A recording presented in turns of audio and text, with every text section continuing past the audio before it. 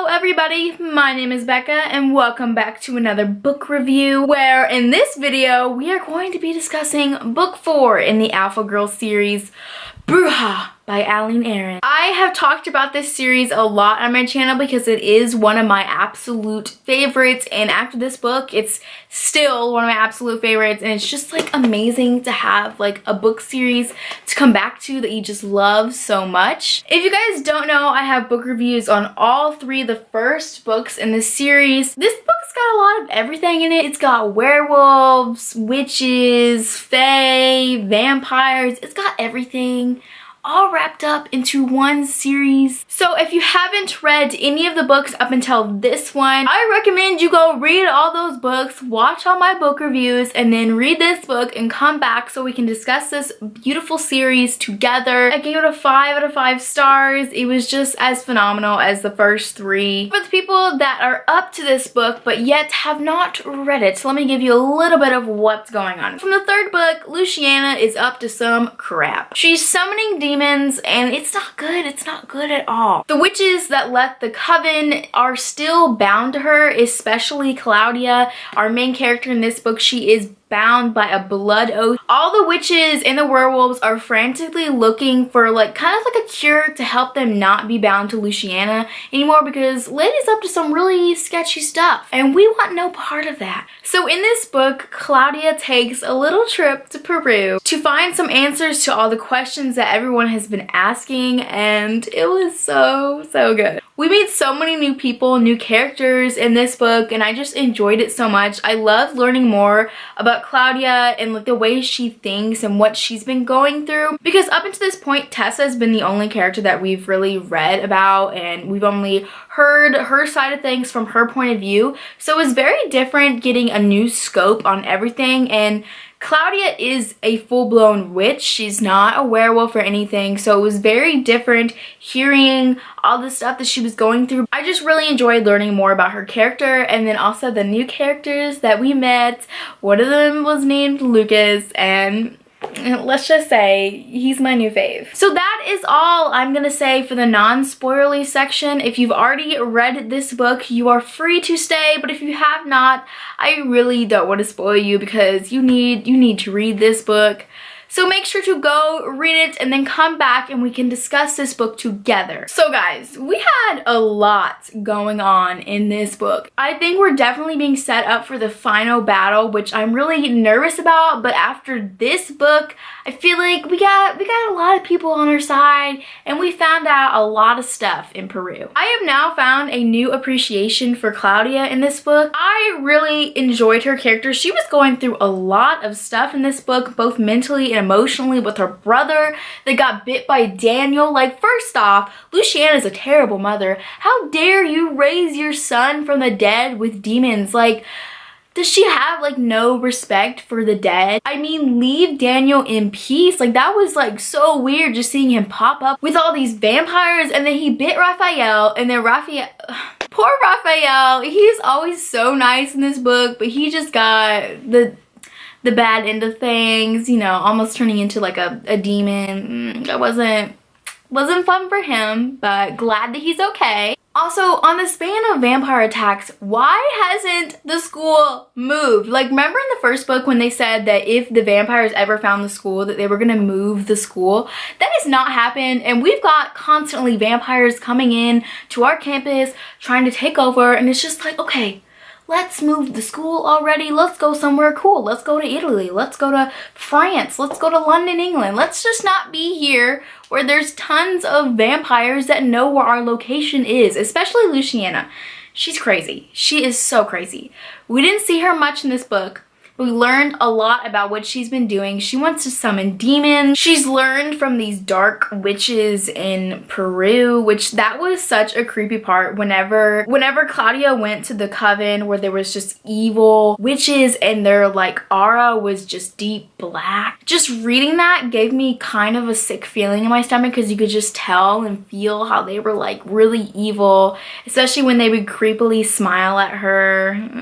Just bad vibes all around. I I was so mad when she took that one little sip of her tea. Like, come on, why? Why did you do that? Why? I still don't understand why she did that. Because up until that point, she hadn't taken one sip, and I was like, good, Claudia's smart. But before she gets up to leave to search for the little light that she saw, she takes one little tiny sip. It's a good thing we have Lucas.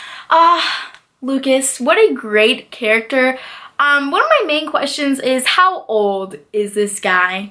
It was like a main theme in this book. We didn't know how old he was. And I want to know how old this dude is. Is he like immortal? I'm really confused about the aging process for these werewolves. Because Mr. Dawson looks like 30, right? But he's kind of like in his 50s. So what is the aging process? Lucas said that he's been around for decades. And he even said that he was a prince. Like a legit prince. So I'm thinking around like 100, maybe more than 100 years old. So how does that work? Does Claudia age slow as well? So at one point, is she gonna look older than him because he's aging so much slower than her? Like, I just want to know more about that. But I knew as soon as we saw Lucas and he was acting some kind of way towards Claudia, I knew they were mates because he was telling the other werewolves, like, stuff has changed now. I'm gonna be her tour guide. He was the best, honestly. And I knew when the front desk lady told her that like all of her stuff had been taken care of by Mr. Rees.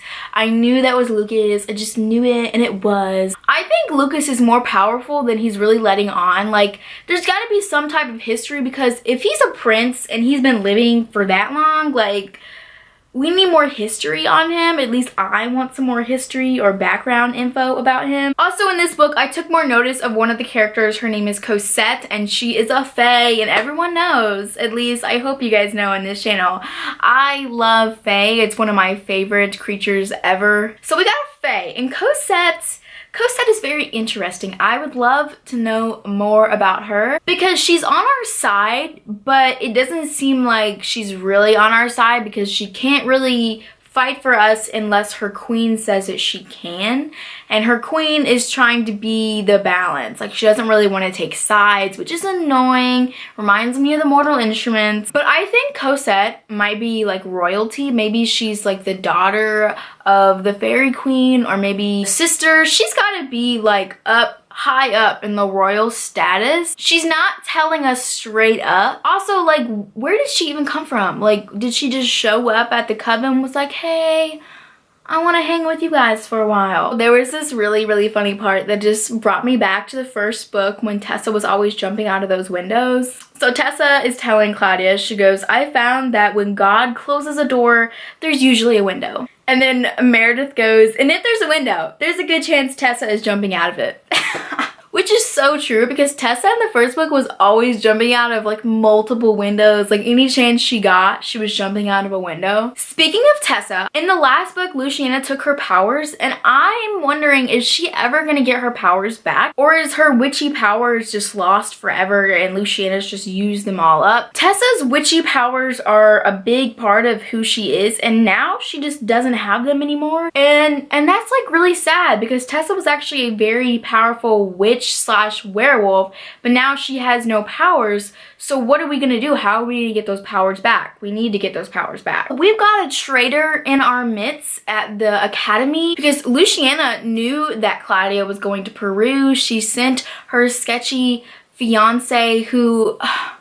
let's not even get started on him. He was just a terrible guy. My bet is on probably Shannon, you know, because we don't like Shannon, and she's a part of their group, although we didn't really see her, but maybe Meredith tells her things and Shannon just passes it on. We just don't like Shannon. I just don't like Shannon. But it's gotta be someone in their circle, someone that we wouldn't guess, so... I don't know, but they definitely have a spy in their midst, and I hope we find out in the next book. We probably are. So while we're looking for the white magic, because we have that map and we're trying to find something that will help Raphael, we meet this little fae creature, and his name is Gobble. And at first I was like, Gobble is creepy, Gobble is evil. But then we started to get to know him. He's like a little pixie, and he's kind of funny. I like his character just a little bit. He definitely helped us out get to Raphael really quickly, and he definitely knew who Cosette was. So, like, what does that mean? Cosette is up there.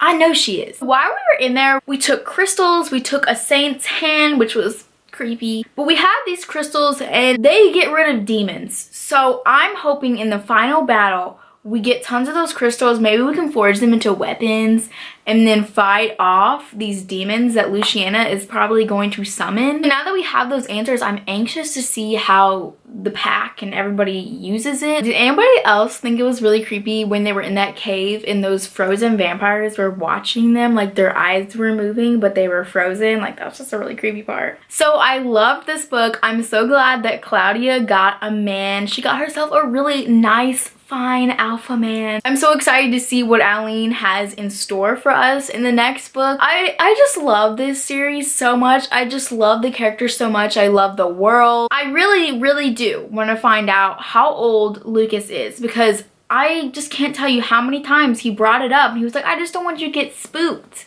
I was just like, OMG, just tell her we are ready for this conversation. She might not be ready, but I'm ready. Tell me how old you are. So I hope you guys enjoyed this book. Make sure to let me know in the comments down below what you guys thought about this book. What did you guys think of Lucas? How old do you think he is? He's probably ancient, let's be honest. So yeah, make sure to like, comment, and subscribe, and I will see you guys in my next video. Bye!